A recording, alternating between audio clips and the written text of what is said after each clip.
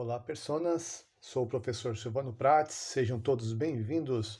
Vamos dar início a uma série de aulas sobre equação do segundo grau. Antes de tudo, vamos fazer um breve passeio pela história deste tema que é importantíssimo. Alguns textos babilônicos, datados com cerca de 4.000 anos, já faziam referência a problemas que hoje se resolvem com o uso de equações de segundo grau. Provavelmente os babilônicos foram os primeiros povos a usar este conceito, ou pelo menos o que se encontrou registrado. Segundo Garby, 2007, em seu livro A Rainha das Ciências, que é esse livro que eu tenho aqui, super recomendo, excelente livro sobre a história da matemática, A Rainha das Ciências. Segundo esse autor, os babilônicos já resolviam equações quadráticas por volta do século XVIII a.C., sendo que, naquela época lá, nada era provado, apenas apresentavam a resolução na forma de receitas. Ou seja, faça isso, depois isso, em seguida isso, e esse é o resultado. Assim, eles não se preocupavam com formalidades teóricas ou em provar o método empregado, mas em soluções de maneira prática, através de observação de padrões que se repetiam. Por exemplo, aqui, um problema típico babilônico.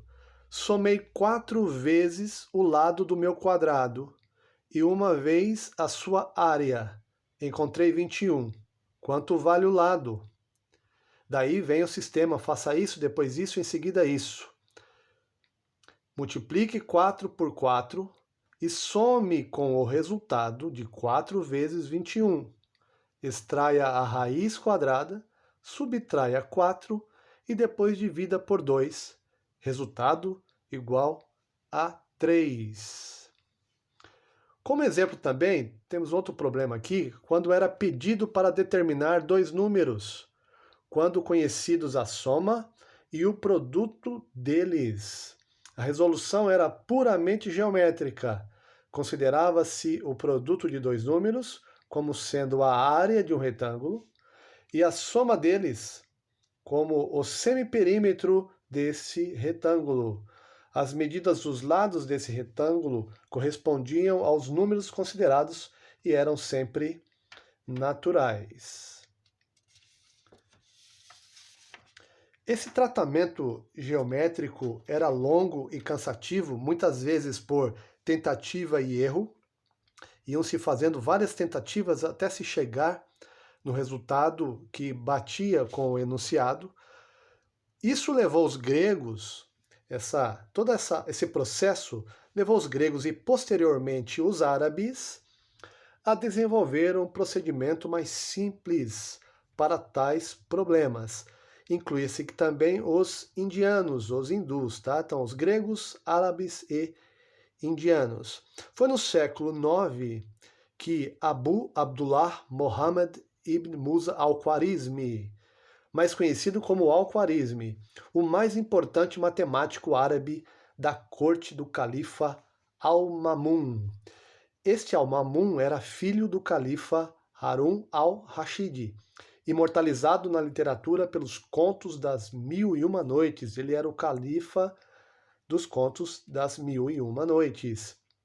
Este Al-Khwarizmi, ele desenvolveu uma regra para a resolução de equações do segundo grau a partir da interpretação geométrica dos gregos, a expressão a mais b elevado ao quadrado, ou seja, o quadrado da soma de dois termos. Sabemos que isso aqui é um produto notável.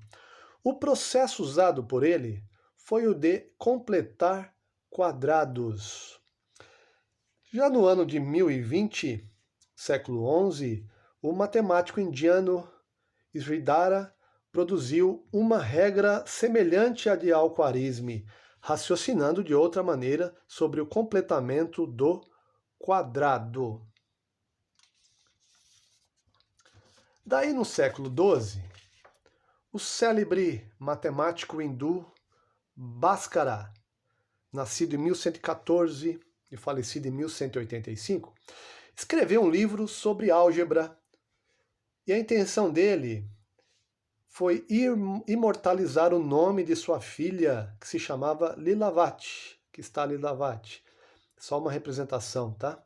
Neste livro, ele mencionou o método de Isidara, por meio de palavras. Então vejam que, segundo Garbi, Gilberto Geraldo Garbi, em seu livro A Rainha das Ciências, o Bhaskara, ele não desenvolveu a fórmula, e sim citou o processo que o Isidara tinha feito, tinha usado. Ele citou esse processo em seu livro. E naquela época não se tinham símbolos para se representar, equações, eram por palavras, eram textos. Então, Bhaskara também ele era muito querido junto aos hindus, que também o consideravam sábio. Então, o fato de ele ser considerado sábio e ser muito querido pelos indianos, e também pelo fato de muitos autores terem usado o seu processo que ele tinha citado, Isidara, fez com que a fórmula resolutiva da equação do segundo grau levasse o seu nome e até hoje é conhecida como fórmula de Bhaskara, e não de Isidara ou Al-Khwarizmi. Mas essa fórmula de Bhaskara, que conhecemos hoje assim, ó, menos b mais ou menos raiz quadrada de b ao quadrado menos 4 vezes a vezes c, tudo dividido por 2 vezes a, não era assim nos tempos de Bhaskara, porque eles usavam palavras. E como é que se chegou aqui então? Por que é chamada então fórmula de Bhaskara? Como nós já vimos, pelo grande carisma, sabedoria de Bhaskara, e muitos autores tiveram mais acesso ao livro de Bhaskara. Então a fórmula ficou conhecida com o nome dele, meio que pegou, né?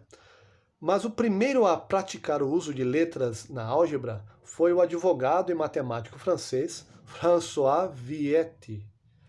Nasceu em 1540 e morreu em 1603. Porém, ele só usava letras maiúsculas. O emprego de letras minúsculas e a convenção de usar x, y, z para incógnitas vem do filósofo e matemático francês René Descartes, nascido em 1596 e falecido em 1650, que está François Viète e René Descartes. Só uma representação. Tá legal? Então é isso. A fórmula de Bhaskara, na realidade, não foi inventada ou descoberta pelo próprio Bhaskara. Ele simplesmente citou em seu livro, e seu livro foi muito usado e acabou pegando o nome dele. Seria mais coerente ser chamada de fórmula de Isidara, ou fórmula de Al-Khwarizmi, ou até mesmo fórmula de Viète, mas temos hoje essa fórmula resolutiva chamada fórmula de Bhaskara. Até a próxima aula em que nós daremos continuidade a esse tema, resolvendo alguns exercícios, falando um pouco mais de equações no segundo grau. Forte abraço!